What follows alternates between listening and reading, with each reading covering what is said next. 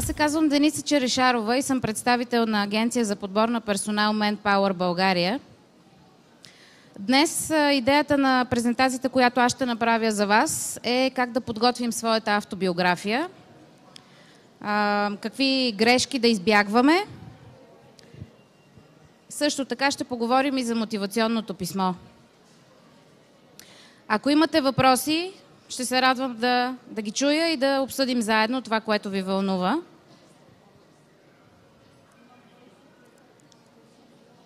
Както вече споменах, програмата ни за следващия половин час касае автобиографията, независимо за кого я подготвяте, как трябва да бъде структурирана, какво да включва, за кого я пишем, изключително важен момент, и какво не трябва да включва. Разбира се, ще дам и няколко примера за това, какво е добра автобиография, какво говори вашата автобиография на работодателя или на рекрутера, отговорника подбор в дадена организация или агенция. Ще поговорим, разбира се, и за мотивационното писмо, което е част от вашия процес по кандидатстване за определена позиция. Какво трябва да включва самото мотивационно писмо, какво не трябва да включва, повярвайте ми, много добре знаем какво не трябва да включва, и ще дадем някои примери. Всички знаем, че автобиографията е документ, с който вие се представяте пред потенциалния работодател или пред рекрутера, който е ангажиран от дадена компания да ви интервюира.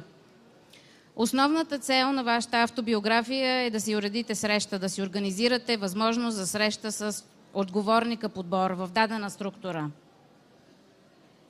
Вашата автобиография е единствения шанс, не фейс-то-фейс среща, а единственият документ, с който вие се представяте. Съдържанието във вашата автобиография е най-ценният ви асет. Тук сме описали няколко от елементите, които трябва да бъдат взети в предвид, когато правите вашата автобиография. В интернет пространството има изключително много формати, които можете да ползвате.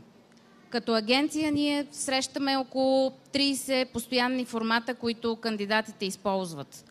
Най-известният от тях е европейски формат за автобиография. По-нататък ние ще акцентираме върху това, всеки един елемент от автобиографията какво говори на отговорника подбор. Автобиографията не е война и мир. Не е необходимо да е 5-6 страници. Тя трябва да е straight to the point, доста точна, кратка и ясна. Тя трябва да показва какво сте извършвали в дадената организация, каква позиция сте заемали и какви са били вашите задължения. Естествено и периода, който сте заемали съответната позиция.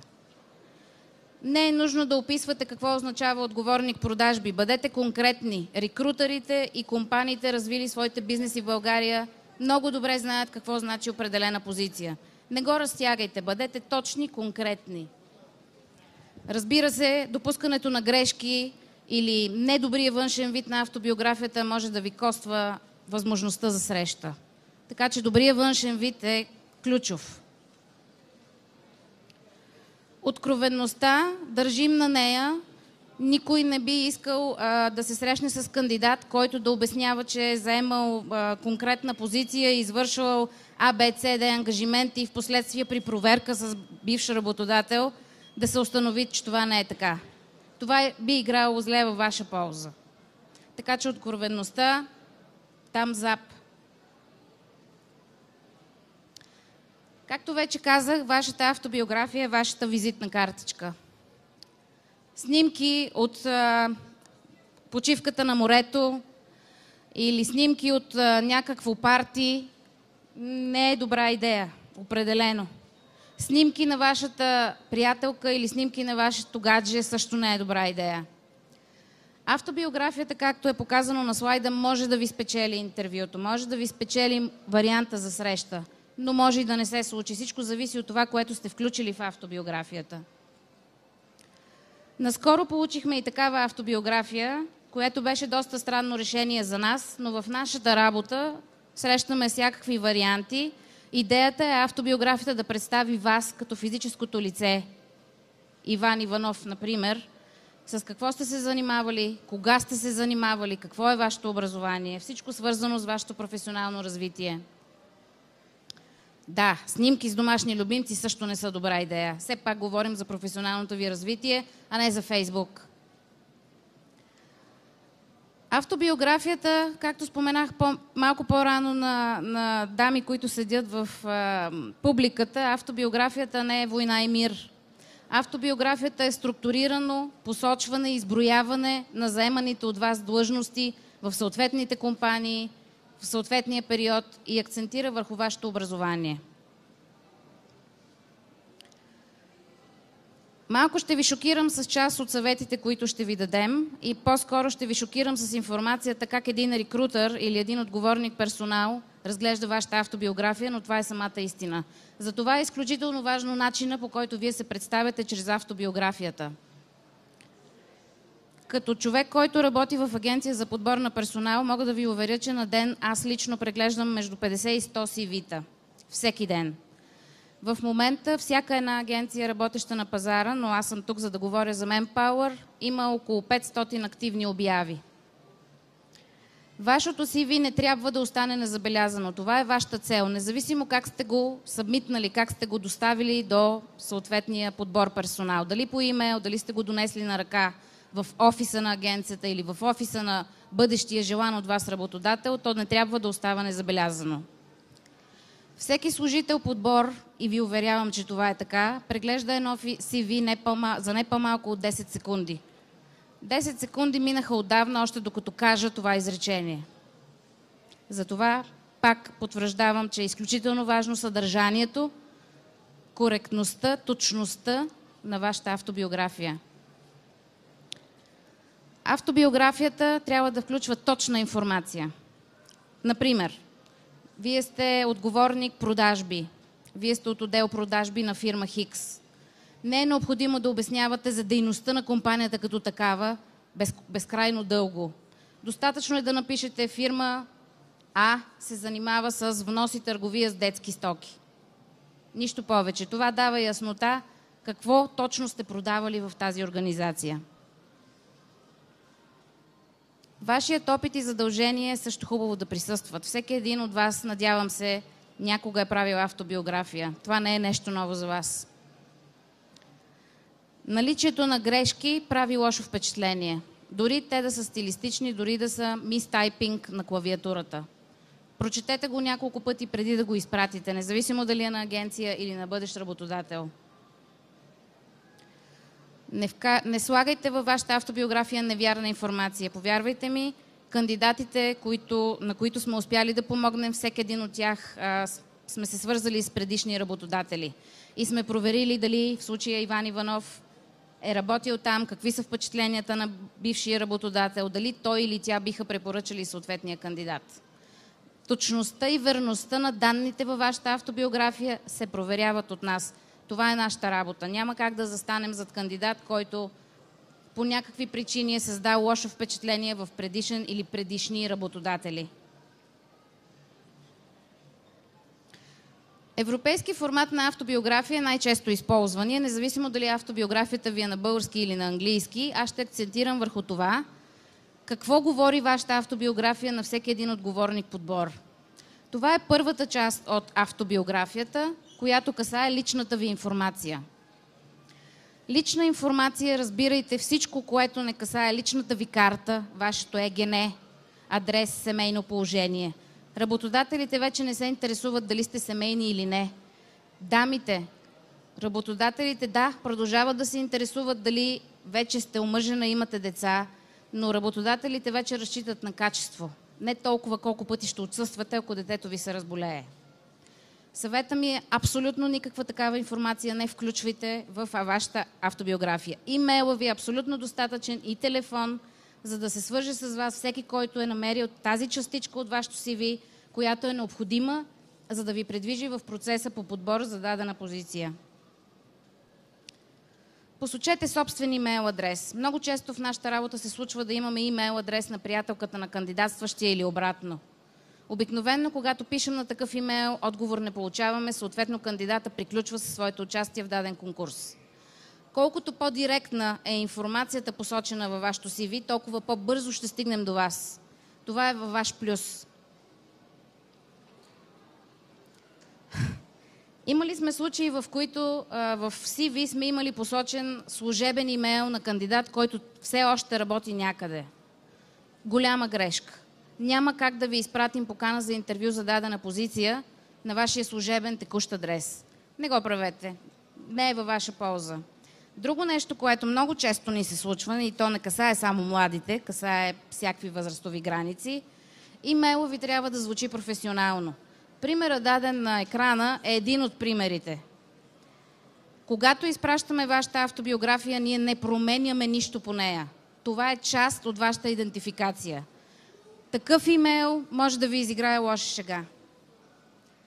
С този имейл вие кандидатствате за работа и бъдещият работодател трябва да е уверен, че вие сте професионален човек, професионално настроен, че вие сте отговорен и сериозен човек. Телефонният номер на майка ви не е добра идея. Трябва да е вашия телефонен номер. Живеем в свят, в който всеки има телефон. Всеки може да си чете мейлите на телефона и всеки може да използва за много други неща телефона си. Разговори с членове на семейството ви или ваши приятели не са във ваша полза. Ние желаем да поканим на интервю вас, не вашата майка. Освен ако и тя не си търси работа. Това вече го казах. Минаваме на втората част, която касае вашия професионален опит. За нея ви даваме няколко съвета. Понеже не виждам, ще трябва да мина отпред. За всеки един от рекрутерите периода на заемане на дадена позиция е изключително важна част. Това ни показва колко дълго вие сте заемали тази позиция в дадена организация и всъщност вашата отдаденост за тази работа. Много често се случва да се сблъскваме с CV-та или кандидати, които си търсят работа през месец. Това не е във ваша полза. Честата смяна на работа прави лошо впечатление. Разбира се, има и хора с изключително лош късмет.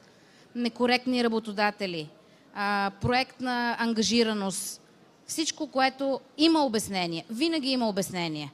Но обяснение от типа работодателите ми не ме изкефи и това не е моето, не е окей за вас. Трябва да имате, ако сте сменяли често работата, трябва да имате много стойностно и сериозно обяснение, защо това се е случило. В началото на вашата кариера проектната ангажираност е полезна за вас. Но всички търсят отдадени служители, които биха се ангажирали с идеята на дадена компания дългосрочно.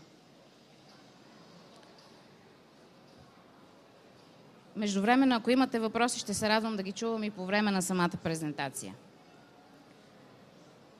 Отговорностите ви на дадена позиция също имат значение. Имаме често случаи, когато служители в магазин искат да кандидатстват за позиции, които изискват съвсем други умения.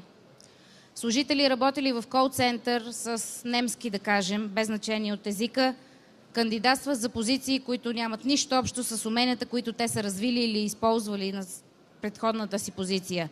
Кандидатствайте за позиции, за които имате уменията и опита, и за които някои от бившите ви работодатели или директни ръководители биха могли да кажат добра дума за вас. Да, тя е отговорна, тя беше с нас 2 години, изпълняваше задълженията си пунктуално, създаде добри връзки с колегите си и така нататък, и така нататък. Не питаме кой знае колко много неща. Един такъв разговор с бивш работодател трае не повече от 5-10 минути. Освен, ако бившия работодател няма какво повече да разкаже с минусов знак. Продължаваме с образованието. За всички работодатели, както и за нас, агенциите, които помагаме на кандидатите да си намерят работа, образованието или наличието на такова, средно, висше, показва вашата ангажираност и инвестиция. Време, което вие сте отделили, вероятно средства, за да се случи така, че в един прекрасен момент вие да можете да си позволите по-висока, по-добра, по-добре заплатена позиция. Изключително важно за всички работодатели. В зависимост от това за какви позиции кандидатствате, разбира се. Допълнителните ви умения, работа с компютър, работа с различни софтуерни продукти също показват на работодателя как вие се развивате. Липсата на такива може да ви струва работата, за която мечтаете. Винаги са се чудили наши кандидати какво толкова да включим в лични умения. Обичам да ходя на риба. Как това ще ми помогне за дадена позиция? Личните умения, личните предпочитания, хобита, които вие включвате, лична информация, би била полезна за вашия бъдещ работодател, за да може той или тя да разбере как би могъл да ви мотивира. Да кажем, че вие обичате да карате ски, например. Защо не вашия работодател да ви мотивира по този начин? Идва зимен сезон. Всеки би се зарадвал, особено активен скиор, ако му бъде подарен от компанията, в която работи, ваучер за уикенд на Витоша или без значение къде. Всеки би го оценил. Работодателите имат нужда от кадри. Кадрите или кандидатите имат нужда от работодатели. Нека да преминем и към темата за мотивационното писмо. Мотивационното писмо е част от процеса по кандидатстване. Не е задължителен елемент, нито документ. Това е по избор на кандидата. Освен ако в обявата, която преглеждате, не е записано, че вие трябва да изпратите такова.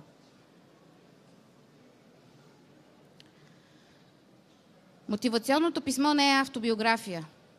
Нито е копия на автобиографията. Мотивационното писмо показва вашето желание, вашата цел да кандидатствате по определена позиция. И защо кандидатствате за тази позиция?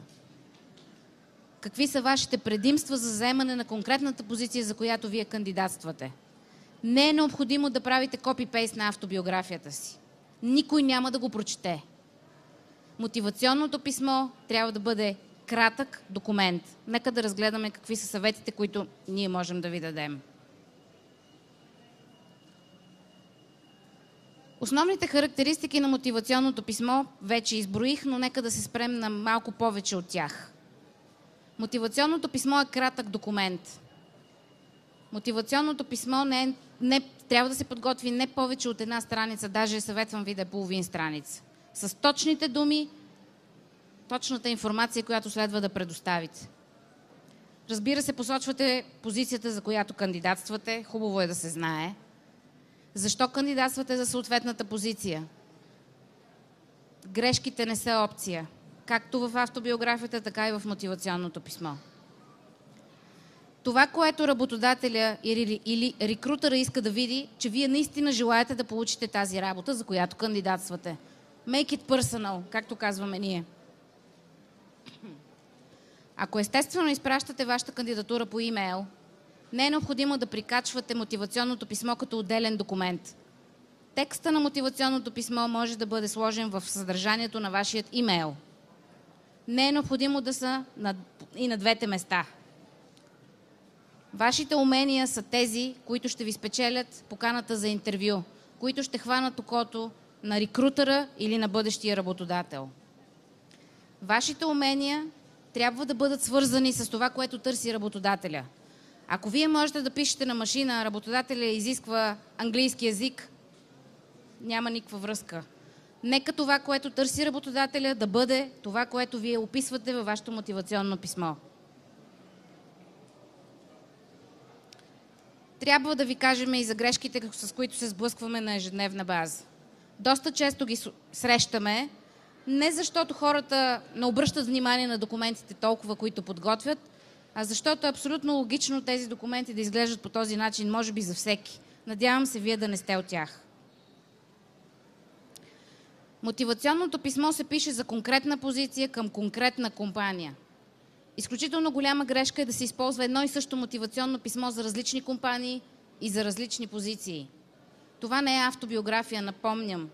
Колкото по-персонализирано и по-структурирано, детайлизирано и фокусирано е вашето мотивационно писмо, толкова по-добре за вас, защото рекрутера, който се занимава с вашите документи, ще разбере, че вие наистина имате желание да работите тази работа и да заемете тази позиция в тази компания. Не е необходимо да включвате нищо повече от това, което вече изброихме във вашето мотивационно писмо. Не е необходимо да пишете как сте ръководили екипи и как сте направили грандиозни проекти в предишната ви работа. Това е написано вече в автобиографията. Бъдете кратки и съдържателни. Ако не знаете към кого да адресирате мотивационното писмо, не го адресирайте Dear Recruiter. Адресирайте го: уважаеми дами и господа, уважаеми Manpower. Ако обаче искате наистина да направите впечатление, направете проучване. Ако кандидатствате в Manpower България, няма начин, влизайки на нашия сайт, да не видите имената на екипите в Manpower. Проучването няма да навреди. Ще ви отнеме малко повече време, но определено ще увеличи шансовете ви за успех. Огромна грешка. Номер 4. В мотивационното писмо, моля ви, не записвайте какво компанията може да направи за вас. Напишете какво можете вие да направите за компанията. Например, с опита си в сферата на информационните технологии, в момента говоря наизуст, бих могъл да допринеса във вашата компания, като спомогна за оценка на процесите от А до Я или процесите в съответната компания, в случай, че кандидатствате директно при клиент. Като секретарка аз бих могла да направя А, Б, С, Д. Не пишете в мотивационното писмо: очаквам вашата компания да ме развие.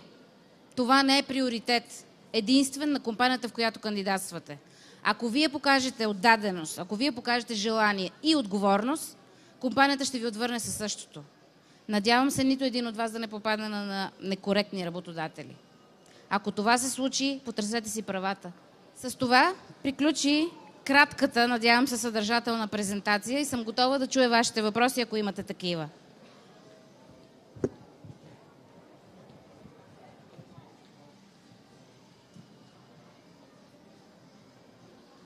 Няма нищо страшно, няма и да ви интервюирам. Заповядай.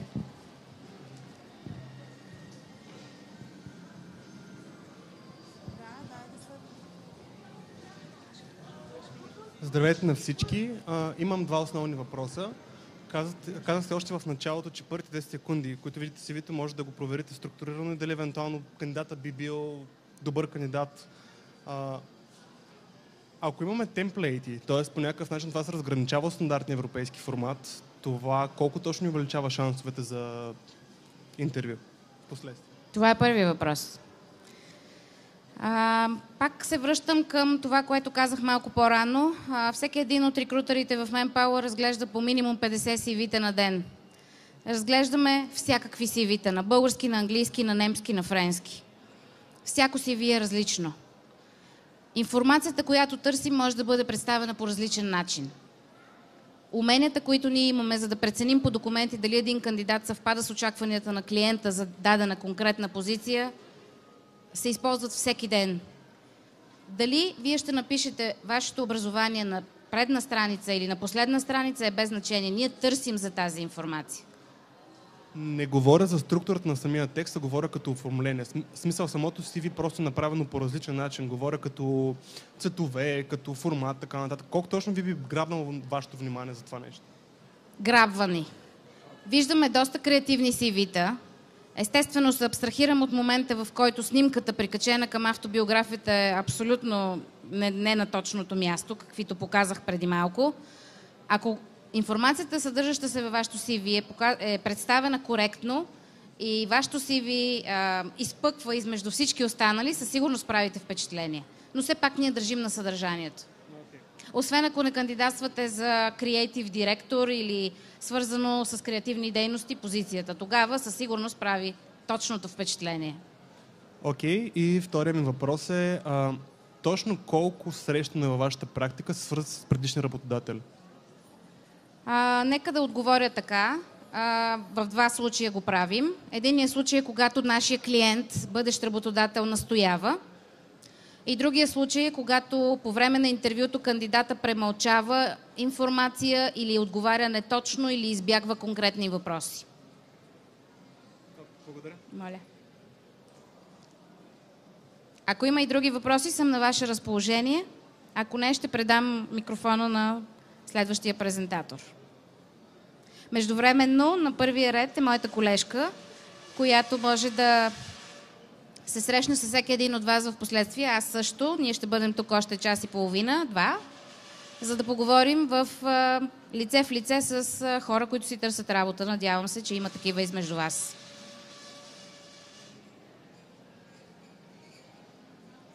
Други въпроси?